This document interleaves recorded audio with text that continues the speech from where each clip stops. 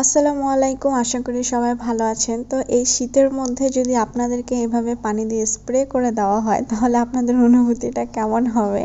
আজকে সবগুলো গাছকে গোসল করে দিয়েছি। রাস্তার পাশে এই বেলকনিটা হওয়ার কারণে সবগুলো গাছ একদম ধুলো দিয়ে একদম ভরে গেছে।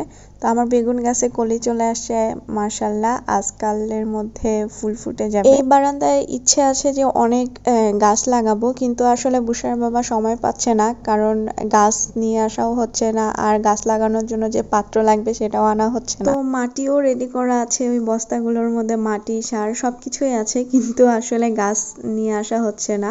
তারপরও সেদিন উনার সাথে বাইরে গেছিলাম, তো সেদিন কয়েকটা গাছ নিয়ে আসছি। এখানে মরিচ গাছ, তারপর ক্যাপসিকাম গাছ, তারপর একটা লাউ গাছ নিয়ে আসছি, আর মানি প্ল্যান্ট গাছ নিয়ে আসছি, আপনাদেরকে দেখাবো।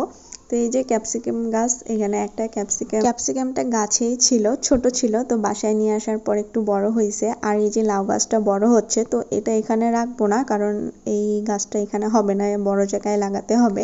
দেখি বারান্দায় লাউ চাষ করে দেখি যে বারান্দায় লাউ চাষ হয় কিনা। আর এখানে দুটা শসা গাছ লাগাইছি কালকে। আর এই যে আমার ছোট্ট বনসাই, এটা হচ্ছে নীল অপরাজিতা। তো এটাকে আমি বনসাই বলতেছি এই কারণে, তো এটার বয়স আর কি 1 বছর হয়ে গেছে, আর এটা এতটুকুই আছে। তো বড় গাছটাও আসলে বনসাইয়ের মতো হয়ে গেছে, ওটাও 1 থেকে 1.5 বছর। এখানে অ্যালোভেরা গাছ বুস্টার বাবা নিয়ে আসছে, আর এখানে ছোট ছোট মরিচের চারা বের হয়েছে, তো এগুলো বড় হইলে অন্য জায়গায় লাগাবো।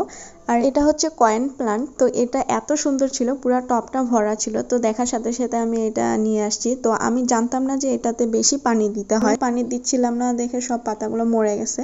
তো এখন আমি ফেসবুকে সার্চ করে দেখলাম যে ওখানে বেশি পানি দিতে হয়। তো 2 বেলা করে পানি দিচ্ছি, তো দেখতেছি যে ছোট ছোট পাতা বের হচ্ছে আর কি।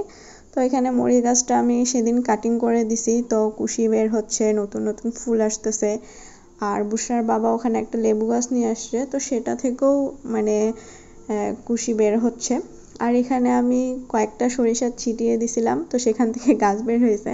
তো যাই হোক, এই যে ছোট্ট একটা বারান্দা, তো কয়েকটা গাছ। তো ইনশাল্লাহ এই বারান্দাটাতে আমার ইচ্ছা আছে যে অনেকগুলো গাছ এখানে রাখবো, তো সময় হোক সুযোগ হোক। আর এই যে কোয়েল পাখি, তো কোয়েল পাখি নিয়ে অনেক টেনশনে আছি, কারণ কোয়েল পাখিগুলো একদমই ডিম দিচ্ছে না।